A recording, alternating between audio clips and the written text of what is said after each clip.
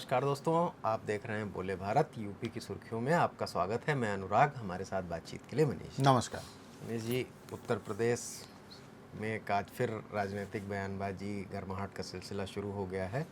आजम खान पे जो सियासी दुष्चक्र है, जो उनके खिलाफ मुकदमों की फहरिस्त है, उनकी मुसीबतें थमने का नाम नहीं ले रही हैं। जांच में पाया गया है कि जौहर यूनिवर्सिटी, जो कि उनका ड्रीम प्रोजेक्ट थी, उसकी बहुत सारी इमारतें, बहुत सारे भवन अवैध ठहरा दिए हैं प्रशासन ने। किसी का नक्शा नहीं पास है, किसी में कुछ और समस्या है। बिल्कुल। तो कह रहे हैं कि 40 इमारतें हैं उसमें, जिसमें से 38 अवैध पाई गई हैं और उनको प्रशासन ने गिराने का, ध्वस्त करने का फैसला लिया है। उसके बाद से बयानों का दौर आना शुरू हो गया है। निश्चित रूप से अनुराग, 40 बिल्डिंग्स कुल हैं मोहम्मद अली जौहर यूनिवर्सिटी कैंपस में, और उसमें से 38 बिल्डिंग जो हैं वो अवैध उनको रामपुर विकास प्राधिकरण ने करार दिया है, क्योंकि उनका नक्शा नहीं पास है। इस मामले में रामपुर के डीएम का बहुत ही स्पष्ट करने वाला बयान आया है। 2006 में देखिए यूनिवर्सिटी की स्थापना हुई, जब राज्य में मुलायम सिंह यादव की सरकार थी। उसके बाद से जब 2017 में भाजपा की सरकार बनी, तब से मोहम्मद अली जौहर विश्वविद्यालय के तमाम निर्माण को लेकर ज़मीनों पर कितने कब्जे हुए, कितनी गवर्नमेंट ने लीज पर दी, कितना सरकारी खर्चा हुआ, ये सब बात पुरानी हो गई। डीएम का ये कहना है कि जब ये पूरा एरिया पंचायत क्षेत्र में था, जिला पंचायत में, उस समय उन्होंने जिला पंचायत से नक्शा 2 बिल्डिंग का पास कराया था। लेकिन बाद में ये पूरा एरिया रामपुर विकास प्राधिकरण के ज्यूरिसडिक्शन में आ गया। तो उसके बाद उनको ये मालूम थी बात कि नक्शा पास कराया जाना चाहिए, तभी तो 2 बिल्डिंग का नक्शा पास कराया। हाँ, कोई इमारत बनने पे नक्शा तो पास बाकी 38 इमारत का नक्शा नहीं पास है। तो अब रामपुर विकास प्राधिकरण ने जौहर ट्रस्ट को ये नोटिस भेजा है, जो कि जौहर ट्रस्ट मोहम्मद अली जौहर यूनिवर्सिटी का कस्टोडियन है, और आजम खान उसके अध्यक्ष हैं, उनकी पत्नी तंजीन फातिमा उसकी सेक्रेटरी हैं, उनके दोनों बेटे उसमें ट्रस्टी हैं।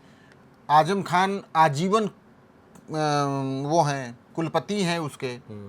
तो ये सब बातें, उनका ये कहना है कि 15 दिन के अंदर आप अवैध इमारतों को गिरा लीजिए, नहीं तो इसको ध्वस्तीकरण की कार्रवाई की जाएगी। और ध्वस्तीकरण की कार्रवाई का नियम ये है अनुराग, कि यदि जिला प्रशासन ध्वस्तीकरण करता है तो उस बुलडोजिंग का पैसा भी आपको देना पड़ेगा। बिल्कुल। तो ऐसा लग रहा है आज की तारीख में देखिए कि मोहम्मद जौहर अली विश्वविद्यालय पूरी तरीके से मिट्टी में मिल जाएगा।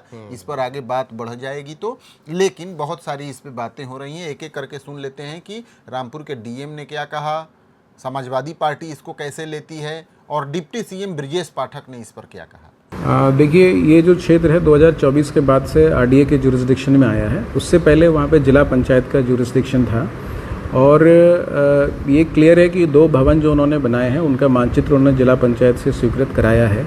इस तरीके से ये स्पष्ट होता है कि उन्हें नियम कानून की पूर्ण जानकारी थी, क्योंकि उन्होंने 2 भवनों का मानचित्र जिला पंचायत से स्वीकृत भी कराया है। लेकिन इसके साथ ही 38 भवन जो बनाए, उनकी भी जो मानचित्र की स्वीकृति है वो जिला पंचायत के स्तर से तत्समय होनी थी, जो कि इन्होंने नहीं कराई है। और 2024 के बाद से, जब से आरडीए ने टेक ओवर किया है, तो जिला पंचायत के जो दायित्व थे स्वीकृति संबंधित या अवैध निर्माण के ध्वस्तीकरण से संबंधित, वो अब आरडीए को करने हैं। इस प्रकार से तत्समय जिला पंचायत से मानचित्र स्वीकृत न कराने की दिशा में ये 38 जो भवन है अवैध रूप से निर्मित पाए गए हैं, जिस पर आरडीए ने ध्वस्तीकरण का आदेश पारित किया है। तो जो आज आदेश पारित किया, ये कार्रवाई कब तक अमल में लाई जाएगी? देखिए, आदेश पारित करने के उपरांत नियमानुसार 15 दिन का समय संस्था को दिया जाता है कि इस अवैध निर्माण को वे स्वयं से हटा लें, और ऐसा ना होने की दिशा में आरडीए द्वारा स्वयं कार्रवाई करते हुए इस अवैध निर्माण को हटाया जाएगा। मैंने भी देखा है कि हमारी सरकार की प्रतिबद्धता लाइन ऑर्डर मेंटेन करने को लेकर है, और हर स्थिति में कानून व्यवस्था मेंटेन रहे, कहीं कोई अवैध काम न हो, इसको सुनिश्चित करेंगे। भाजपा की सरकार विद्वेष और बदले की भावना से कार्रवाई कर रही है, और जौहर विश्वविद्यालय को बुलडोज करने का काम करने जा रही है। भाजपा की सरकार राम मंदिर में चंदा चोरी करने वालों का घर बुलडोज नहीं कर पाई, लेकिन जहां पर छात्र पढ़ते हैं उस जौहर विश्वविद्यालय को गिराने का प्रयास करने का काम कर रही है। इसका भाजपा को बड़ा खर्चा भुगतना पड़ेगा, और इससे नौजवानों में जबरदस्त गुस्सा और आक्रोश व्याप्त है। कुल मिला के एक सोशल मीडिया में ये भी नैरेटिव चल रहा है कि यदि अवैध है तो इसको गवर्नमेंट अपनी कस्टडी में ले ले, इसको अपने अधीन ले ले, क्योंकि वहाँ पर बड़ी संख्या में हजारों छात्र तमाम 40 से ज़्यादा कोर्सेज चलते हैं, उनमें इनरोल्ड हैं। ये बहस है और हो सकता है कुछ लीगल रेमेडी की तलाश करें हाँ, इस पर, जो बिल्कुल। है कोर्ट वगैरह बिल्कुल जाएं। लेकिन ये मसला फिलहाल वहाँ से जो तकनीकी बातें हैं वो आपने बताई ही हैं, बाइट्स में हमने सुनी, और अब ये बयानबाजियों में भी चल गया है, तो ये हो सकता है गरमाएगा धीरे धीरे। क्या जवाब देता है जौहर ट्रस्ट और उससे जुड़ा मैनेजमेंट, ये भी देखने वाली बात होगी। और अब भी बारिश तो मनीष बहुत अच्छी नहीं हो रही है उत्तर प्रदेश में, धान का सीज़न है और लगभग सूखे जैसा तो नहीं लेकिन वैसा ही लगभग किसान सामना कर रहे हैं। सिंचाई के वैकल्पिक साधनों से जैसे तैसे धान लगाया जा रहा है, लेकिन नदियों का जलस्तर बढ़ा है और अब गंगा उफना रही है अपने हर इलाके में जहाँ से आती हैं। बिजनौर वगैरह में भी कुछ इलाके जो निचले हिस्से हैं वहाँ पर भी पानी बढ़ा है, और दूसरे शहरों में भी जहाँ जहाँ से गंगा गुजरती है, और उनके निचले इलाकों में बाढ़ जैसी स्थिति का कह लीजिए सामना कर रहे हैं लोग। बलिया तक, हाँ, बिजनौर से बलिया तक अगर आप कहें, बिल्कुल नहीं। अभी देखिए अनुराग, वाटर लेवल इतना ज़्यादा नहीं हुआ है गंगा का, लेकिन उसमें बढ़ोतरी हुई है। पिछले 2 दिन में करीब 1.5 मीटर बनारस में गंगा का जलस्तर बढ़ा है, लेकिन वो अब स्थिर हो गया है, स्थिर हो गया है, उसमें बढ़ोतरी नहीं है। यहाँ तक कि अभी बनारस के घाट भी नहीं डूबे हैं, जो बरसात के दिनों में डूब जाते थे, लेकिन जलस्तर उनका जरूर बढ़ा है। अब कुल मिला जुला के जो सूखे की बात आपने कही, बिल्कुल वैसी ही स्थिति है। चूंकि सूखा एक सरकारी शब्द है, एक वैज्ञानिक शब्द है, तो गवर्नमेंट जब तक सूखा न कहे तब तक उसको नहीं माना जा सकता। उसके साथ बहुत सारी नीतिगत चीजें, बहुत सारी सरकारी चीजें जुड़ी होती हैं, हाँ, तो सूखा शब्द का इस्तेमाल नहीं करते हैं। लेकिन स्थितियां वही हैं। कल मैं लखनऊ और आसपास के जिलों में मैंने देखी थी स्थिति, बाराबंकी तक में, इंदिरा कैनाल के बगल वाले इलाके में भी बहुत मुश्किल वाले हैं। लेकिन मौसम विभाग ने थोड़ी बहुत उम्मीद वाला प्रेडिक्शन अपना जारी किया है। अगले 24 घंटे के लिए मौसम विभाग ने मध्य यूपी से लेकर बुंदेलखंड के जिलों में कहीं कहीं मध्यम और तेज बारिश का प्रेडिक्शन जारी किया है। इसके अलावा 17 जुलाई को तो सिर्फ तराई के 2-3 जिलों में हल्की बूंदाबांदी हो सकती है। 18 जुलाई और उसके बाद 19 जुलाई और 20 जुलाई के लिए मौसम विभाग की जो भविष्यवाणी है उससे थोड़ी राहत मिल सकती है।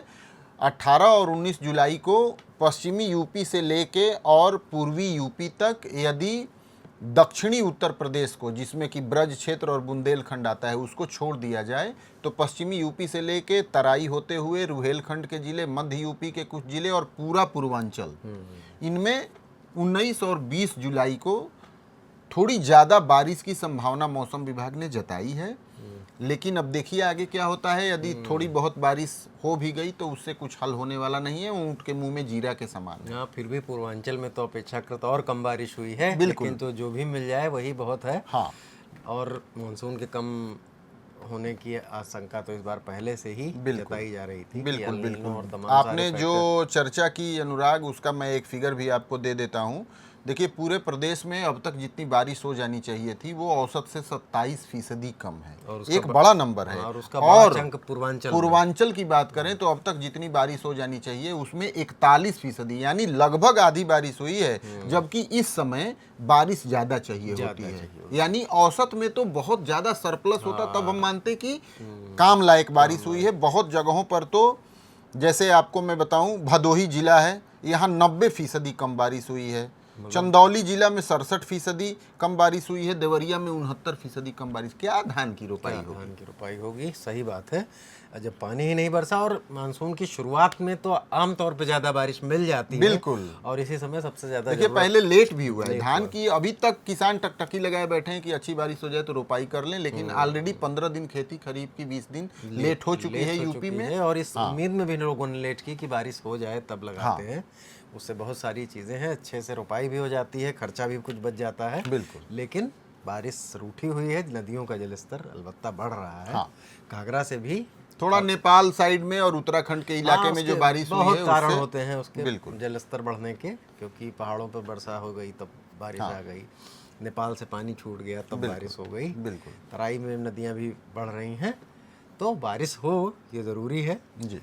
तो उम्मीद करते हैं कि बारिश थोड़ा आएगी। इसी के साथ यूपी की सुर्खियों को विराम देते हैं। कल फिर नई सुर्खियों के साथ हाजिर होंगे। देखते रहिए बोले भारत। नमस्कार, धन्यवाद। नमस्कार।